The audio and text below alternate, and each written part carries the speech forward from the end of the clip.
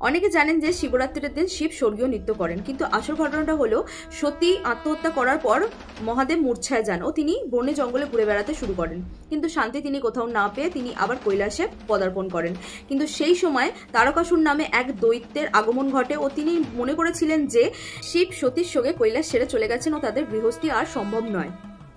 তাই তিনি বিশ্বের নির্মাতা ব্রহ্মার তপস্যায় রত হন। তার তপস্যায় প্রসন্ন হয়ে ব্রহ্মা তাকে দেখা দেন ও বর চাওয়ার অনুমতি দেন, তিনি যেন মহাদেবের পুত্রের হাতে মৃত্যুবরণ করতে পারেন। তাই তিনি নিজেকে অমর বলে মনে করতেন, আর তার এই অদ্ভুত শক্তিতে সমস্ত বিশ্ববাসী খুব আতঙ্কিত হয়েছিল।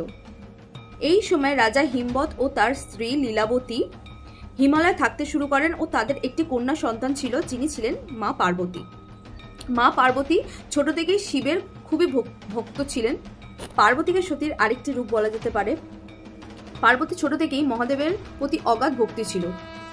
মা পার্বতীর প্রার্থনা গোটা কৈলাসে আকাশে বাতাসে বিচ্ছুরিত হয়েছিল ও শিবের প্রতি ভক্তি তিন লোকে প্রচারিত ছিল। তাই মহাদেবের হৃদয়ে প্রেম ও স্নেহ প্রতিষ্ঠা করার জন্য দেবতারা কামদেবকে স্মরণ করেন ও তারা কৈলাস পর্বতে ওনাকে পাঠান। এই সময় তিনি মতামত নেন যে বাবা ভোলানাথের ওপর প্রেমের তীর বর্ষণ করা যাক। এই সময় বাবা ভোলানাথ ধ্যানে মগ্ন ছিলেন ও তিনি এই তীর অনুভব করতে পেরে তার রাগেতে তার তৃতীয় নয়ন খুলে যায়। তো এই সময় তার এই ক্রোধেতে বাবা কামদেব ভস্ম হয়ে যায়। তো মা পার্বতীর শিবের প্রতি প্রেম ভক্তির এই পরীক্ষা এখানেই শেষ হয়ে যায় না, তিনি সাধিকা রূপে কৈলাস পর্বতে যান। কৈলাসে গিয়ে তিনি মহাদেবের ধ্যানে মগ্ন হয়ে থাকেন। তার এই ধ্যানে প্রসন্ন হয়ে মহাদেব স্বয়ং তাকে দেখা দেওয়ার সিদ্ধান্ত নেন ও তিনি সাধু রূপে তার কাছে যান। তিনি সাধু রূপে ওনাকে মহাদেব সম্পর্কে অনেক কটু কথা বলতে থাকেন, কিন্তু তিনি এই কটু কথাগুলো একদমই মানতে চান না ও তিনি তাকে বলেন যে আপনি ওনার সম্পর্কে কিছু জানেন না আর এরকম ঘৃণাপূর্বক কথা আমাকে বলবেন না।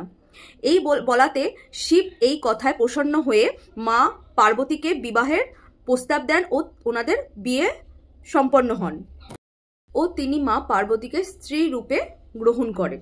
এই রাতই ছিল মহাশিবরাত্রির রাত, যেই রাতে মা পার্বতী ও বাবা ভোলানাথের বিয়ে সম্পন্ন হয়েছিল।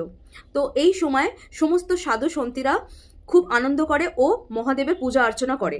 এই সময় মর্তবাসীরা সবাই বাবাকে গঙ্গাজল ও দুধ ও সিদ্ধি দিয়ে পুজো করেন ও বাবার কৃপা পাওয়ার জন্য সবাই রাত জাগে ও আরতি পূজা করেন। সবাইকে মহাশিবরাত্রির শুভেচ্ছা। বাবা যেন তার সকল ভক্তদের তার কৃপা দৃষ্টি দেন। তাই আমার সাথে বলো, হর হর মহাদেব, হর হর মহাদেব।